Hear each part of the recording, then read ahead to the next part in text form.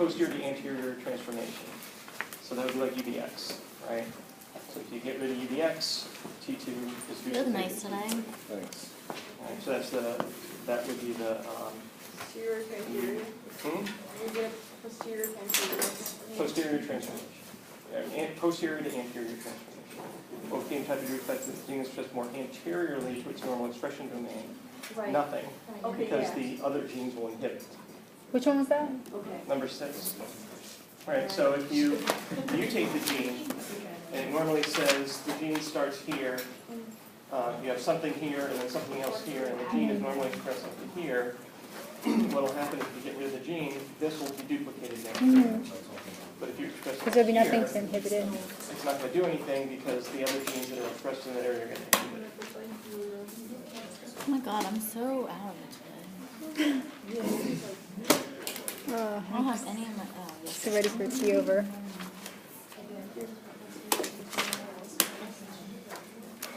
I forgot like all my stuff tonight. Like I just grabbed all the wrong books. Let's see if your tablet, your iPad. That's all I need. That's all you need. If I don't have Something my to write with. yeah. You can always borrow that. Just not a good day. I'm just feeling really lazy. That's how I feel. I haven't like done any kind of studying or anything yet. Trying. I figured I did well on the other exams. That's how I feel. Like especially in genetics, I'm like, well, I got like a 98 in that class. So I kind of just roll with it. Whatever I get, I get. See, I calculate how much I need to keep my A's. I'm like, oh, I need a 75 to keep my And then A. you just try. If I didn't come, I'd still get a C. Yeah. Not that I ever do that, of course. Yeah, but still. Like, I'm still going to try to get 100, but... Like you still try, but you know, like you don't have to put so much effort in, and you don't have to. Work I don't get as so much. stressed out, but I still make sure I get it all covered. It's like this, like not this class, my physics class. Like you don't have to take the final. This is our last classes, class. So I'm kind of just like, eh. Well, if you don't need to. It's my last class till August. And that's a long time for me, so that's something. Do you have any plans for the summer? What? Do you have any plans for the summer? Going to a conference in June. It's a tough one. It's going to be in Cancun, so I don't know. In Cancun? Yeah, it'd be, it's probably going to be really fun. You know, I guess it's a little better than Detroit or something. I'll be here the whole summer, yay. Me too. The whole Yeah. summer. Except for a few Work weeks. on my house. Do research. Research sounds fun. I just want to take a nap. I'm tired. All right, let's begin. Just have a couple of things I'd like to go over before we Oh, move to skip that. reviewing. So in sorry, I'm fine here. So dealing with this kind of Evo-Devo kind of stuff, evolution of development. We talked about a bunch of stuff. In particular, last time we ended up talking about how the hot borders of Hox expression define domains, and the idea of evolutionary loss as being a significant thing, and it is actually quite significant having evolutionary loss. And then, so we saw how the snake lost its forelimbs by eliminating the expression domain required for its forelimbs by moving these Hox genes up to here.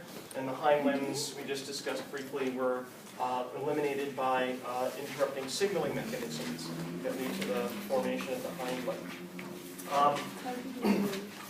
Looking at the, one of the sort of striking things when you start looking at embryos and doing what we would call, say, comparative embryology, is the inherent similarities that related organisms have at the embryonic stage, or during embryonic development.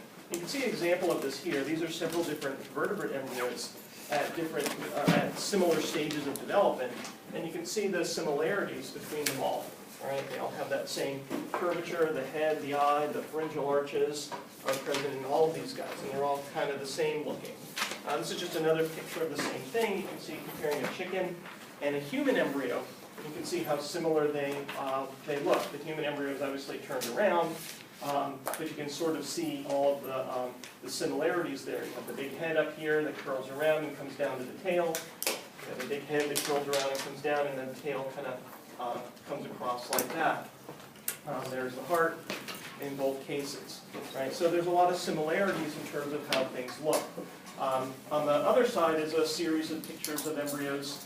Not the best series of pictures, but chicken, human, mouse, and then turtle. And really, especially the chicken, human, and mouse all look really, really similar to one another. The turtle has a different looking head.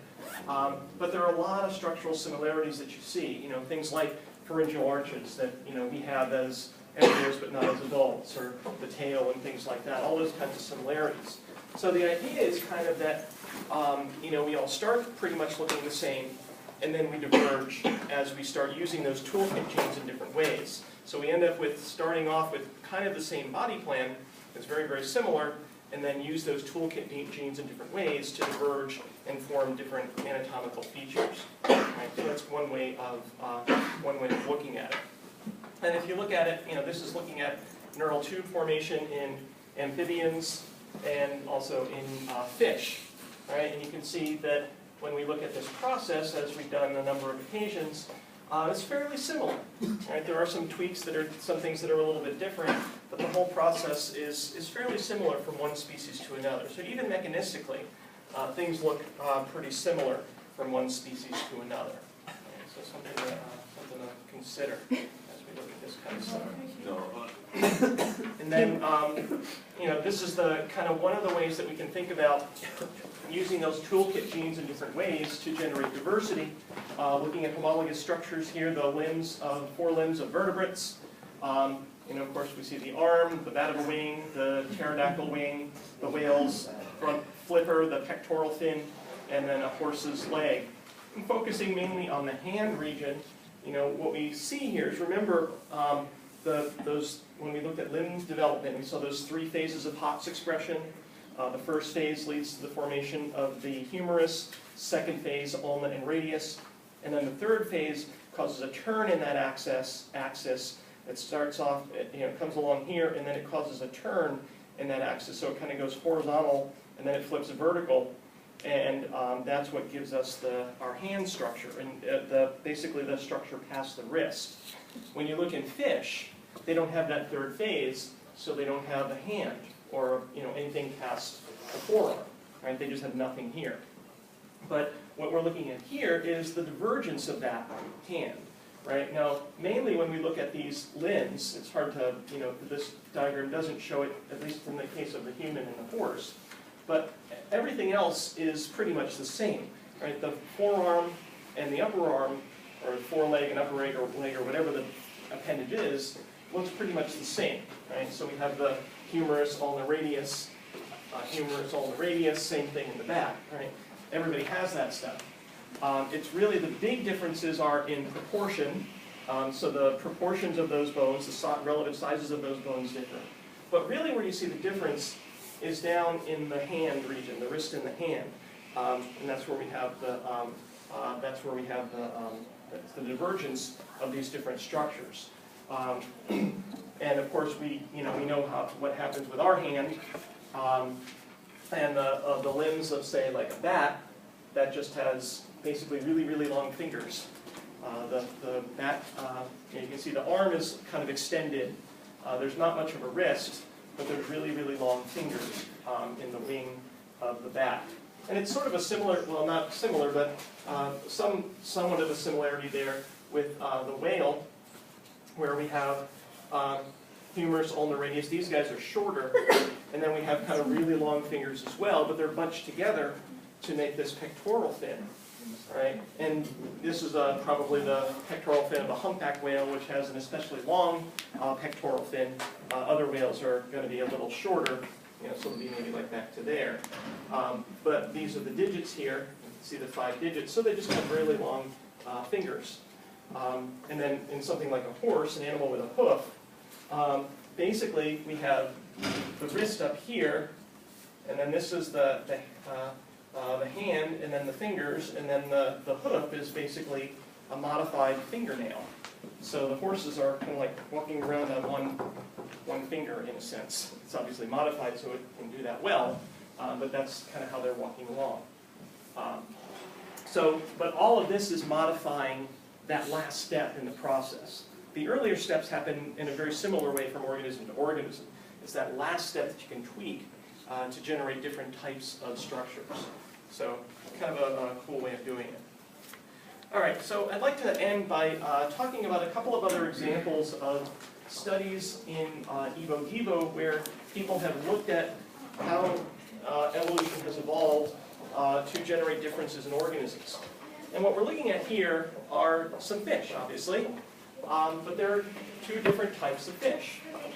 There's these guys here and this one here. These guys are sort of normal fish that you might find living in freshwater, bodies of fresh water. Right? They're little fish. They have nice eyes. They see quite well.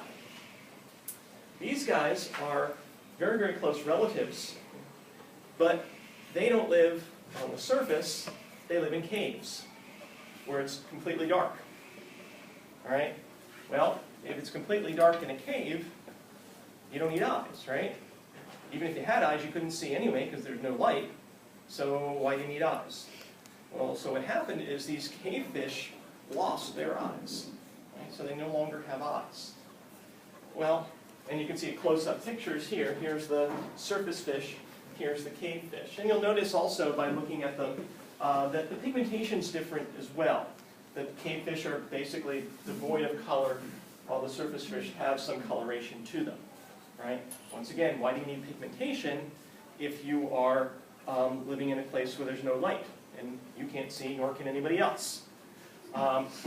So it's a nice example of natural selection and adaptation, right? So one of the ways that we can think about this is, think about natural selection is, we normally talk about it as selecting for favorable attributes, but it also will select against unfavorable characteristics. And if you're a surface fish and you need your eyesight, any kind of change that causes a fish to lose its eyesight is going to be detrimental to it, right? So having eyesight is going to be selected for, lack of eyesight is going to be selected against in surface fish. But in the cave fish, there's no selection against lacking eyesight, right? If you lose your eyesight in the cave fish, well, who cares? You can't see anyway, so losing your eyesight makes no difference, all right? So one of the things we can sort of think about and look at is, well, how did that happen, right? How did it happen that cave fish lost their eyes, right? It was almost certainly because of some sort of a change occurred that caused the fish to lose their eyesight, and because it wasn't a liability, in fact, it might have even been an asset, it ended up persisting in the population and becoming the norm, right? Taking over the population. So what happened there? Why did it happen? Well, in other words, and perhaps a different question would be, why is it beneficial? Why is it beneficial to the fish not to have eyes? Right? Well, that, nobody really knows the sort of definitive answer for that question. But one sort of real likely possibility is one of basically energy. Right? Think about what it takes to make an eye and then maintain an eye. To make an eye, costs energy. Eyes are very active, physiologically active organs. They're taking in light, and that sunlight is converted into a chemical impulse that's sent to your brain, and the brain processes it. All that takes energy, all right? So, losing the eye might actually not be a bad thing as long as, if you're not using your eyesight anyway, that's sort of wasted energy. You have more energy to use on other things if you don't have to worry about making and maintaining an eye. Right? And also, if you are in a cave and you're swimming around blind, literally, there's greater chance that you're going to be running into things, and that could damage your eye, and that damage could cause injuries and infections and things like that that could also be a liability. So there's probably actually an advantage to cave fish not being able to see. Well, whatever the evolutionary reasons behind it, one of the things that is certainly, or one of the things that researchers have done is try to figure out how did it happen? how did the cavefish lose their eyes? What's the sort of molecular mechanism behind eye loss? Right? And they actually did some experiments with this. And they've done a number of different types of experiments. And one of the first types of experiments they did was a transplantation experiment. They took fish embryos and they swapped lenses from the eye. So they took a surface fish lens and put it in a cavefish, and a cavefish lens and put it in a surface fish. And the nice thing about fish is that, well, they have two eyes, of course, right? So you can do the transplant on one side and leave the other side alone. And that will tell you, so you have an internal control. You have a built-in control of this. And when they did the swap, they swapped phenotypes, right? So if you put a surface fish lens in a cavefish, the cavefish forms an eye. And by all accounts, it's a functional eye. If you do the reverse, if you put a cavefish lens into a surface fish eye, they have no eye on that side. The eye degenerates. So what actually happens developmentally in the cavefish is it actually starts to make an eye. And then once it starts forming, it forms this small kind of abnormal lens, and it just sort of gets messed up and the eye doesn't form. So it starts to form an eye, it tries to form an eye, but it's unsuccessful. And the eye eventually just, kind of goes away. So one of the things that people noticed was that hedgehog signaling seemed to be important here. Wow, hedgehog again, right? How many times have we talked about hedgehog? Here's one more. And what we're looking at here is basically a situation where they injected hedgehog mRNA into one side of the surface fish embryo, but not into the other side. So once again, we have our internal control here, right? And basically, if you're looking at the top, what you're looking at is a micrograph showing the brain and early development of the eye optic vesicles of the fish. And the right-hand side is the untreated side. The left-hand side is the hedgehog injected side. And you'll notice a lot more, a lot greater level of development on the right than on the left, right? That's because the hedgehog signaling is blocking eye development, blocking eye formation. So when you look a little bit later on, here's the normal eye with the lens in it. Here's this sort of stunted eye with this smaller lens in it.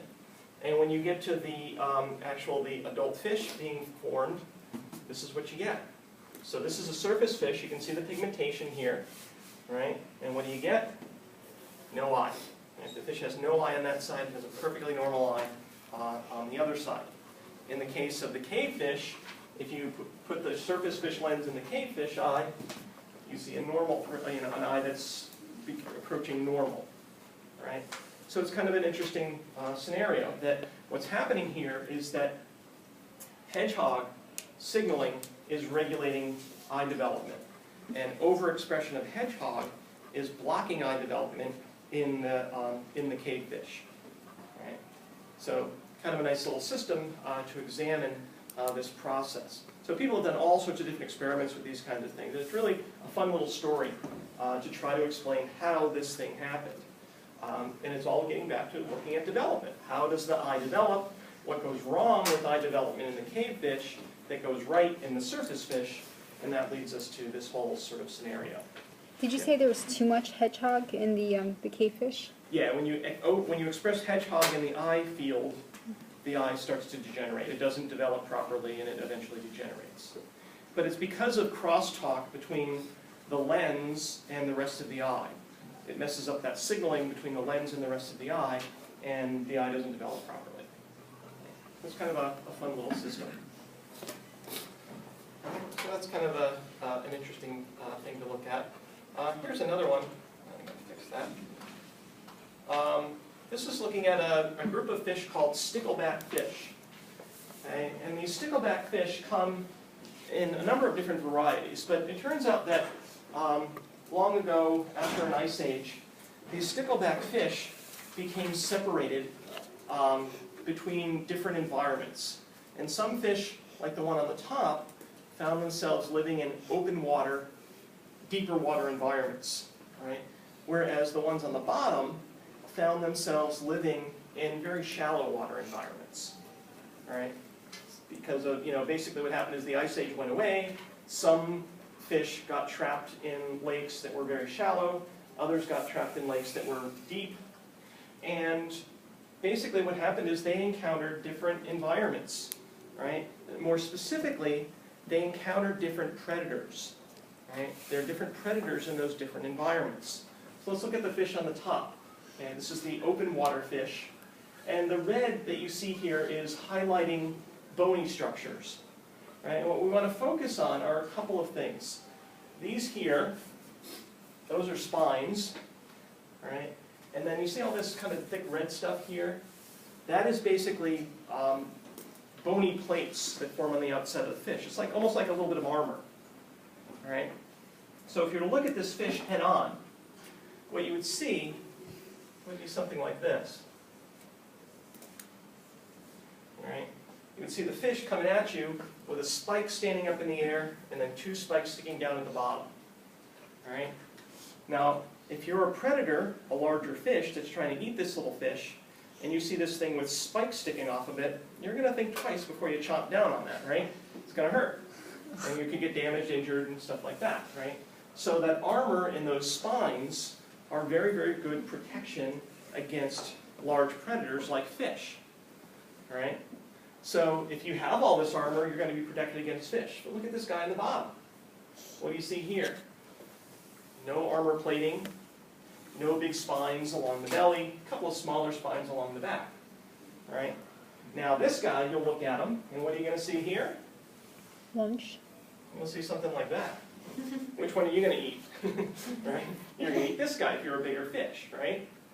So these guys have all the armor plating because of their predator defense. These were the originals, right? These were how the stickleback fish all used to look, right? But what about these guys that got trapped in the shallow water? Well, their predators are no longer large fish. The water's too shallow. Large fish don't live there, so there's no predation. But here, so once again, they don't need all the armor plating, okay? So once again, it's an energy savings. You don't make stuff you don't need. But it turns out that actually the spines are a liability in the shallow water. The predators of these fish are insect larvae. And some of those insect larvae, now these aren't big fish, right? These are, 1.5 inches long, because they're small fish. If you've ever seen insect larvae, some of those insect larvae, they can be big. They can be good-sized things, especially some of them that live in the water. They can be quite large. I've seen them, like that big. Right? And they have these little, claws and things. And what they'll do is they will grab onto the spines. The spines are like little handholds for them. There's a fish going by, gotcha, lunch, right? They eat it because they trapped it, right? So the spines are actually a liability, right? The spines are a liability. They lose the spines, lose the armor, because that is actually worse for them than having them. So what's protective in one situation is actually, the reverse, the opposite. It's actually more dangerous in another situation.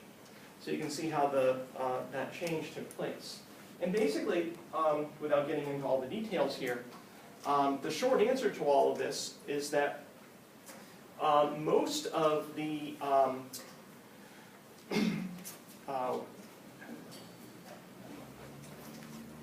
most of the change in phenotype here between the two is actually dependent upon a single genetic change. Right? It's mostly dependent upon a single genetic change. So a single gene is changed, and that leads especially to the reduction in the spines. That's a really big, reduction here. So have you guys done, some of you are in advanced genetics, right? You've done like what's the term is running out of my head right now, the LOD scores, and the thing where you can, what's the name for it? Where you can, in a multifactorial trait, you can figure out which percentage of the trait. No, that's human genetics. What? That's human genetics. That's human genetics. Oh, okay. You did it in human genetics, not. You want to take that? Hmm? You want to take it? I can't remember what it is, but there's a way of, let's say you have a phenotype. You remember what it is? Yeah, you don't remember. There's a It's like multifactorial analysis or something like that. It's a way that you can say, all right, let's say you have 5 genes controlling a single trait. You can figure out, what the percentages are. In other words, gene number 1 controls 30%, 2 controls 80%, or that's too much, but 60%, and then the other 3 split up the remainders. So when you talk about, polygenic traits, if you have 5 genes, it doesn't mean all 5 genes contribute equally. And by doing this sort of thing, you can figure out what it is. And it turns out that the bulk of the genetics shows that a single genetic change accounts for the majority of the phenotypic changes in these fish. So it's kind of a fun little thing to examine how this all occurs. And for those of you that will still be here next spring, I actually teach a course called Evolution of Developmental Mechanisms, or EVO-DEVO, where this is the kind of stuff we do all semester. We look at, in more detail at the stickleback fish. We look at the blind cagefish. We look at changes in tox expression and how that leads to changes in phenotype. We look at butterfly eye spots. A lot of these things that I've given you, 3-minute little summaries of, we'll spend, in some cases a week or so or more on each of these and really look at them, look at how they work. So if you're interested and around, that'll be next spring. So I think that's it, right? That's the last slide. Yeah, so that's it. We can use whatever time we have left, if you'd like, to do any reviewing for the final. It's just 3 chapters. It's just the 4th exam. There's no cumulative stuff on there. It's another exam. There's nothing, kind of unique or anything about it.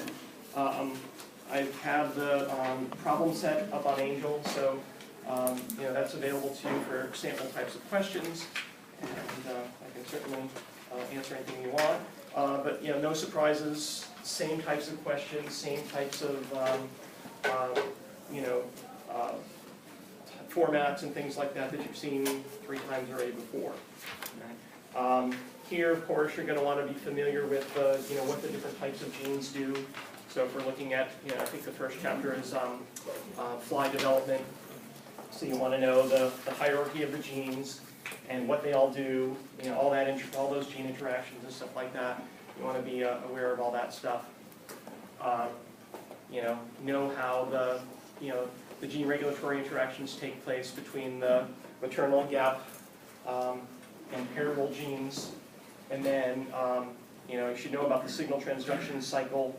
That crosstalk with the segment polarity genes with hedgehog and engrailed and all that kind of stuff. Right? So you should know all that whole cycle of the sort of reciprocal interaction between those cells, and then of course the homeotics and how they work to specify segmental identity.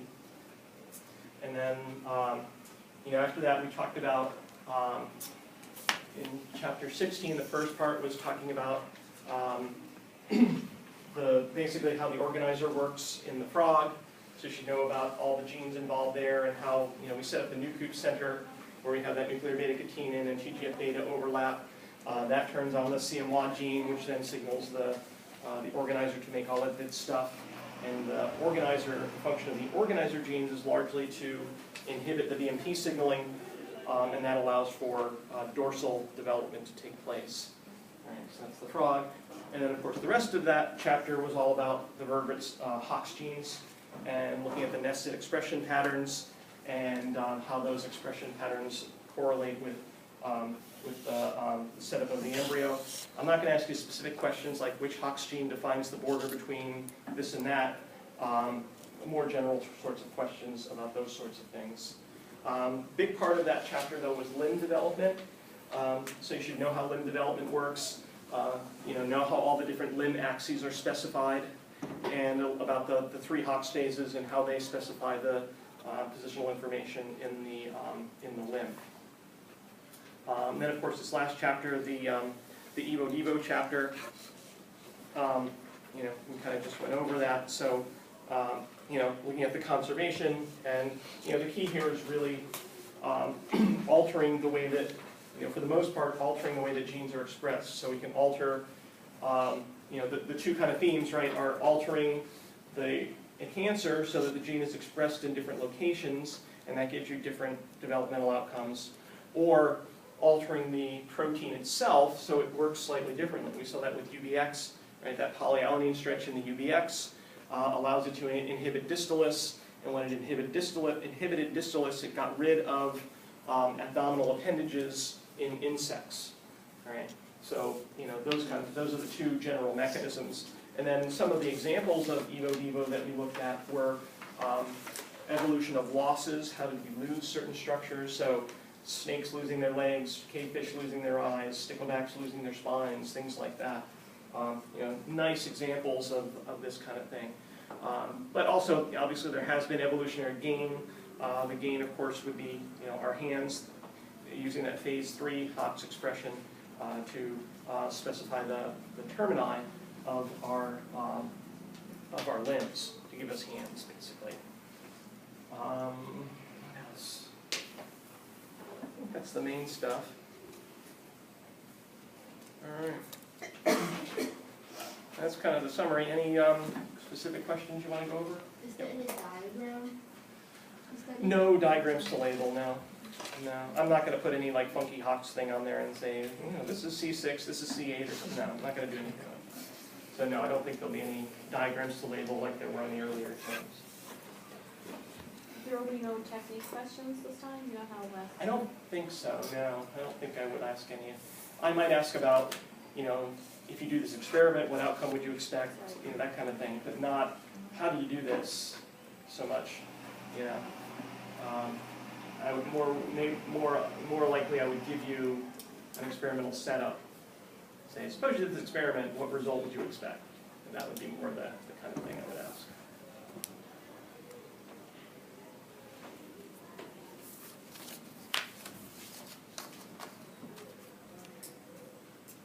Oh, so you all remember, of course, it's Monday at 10:40.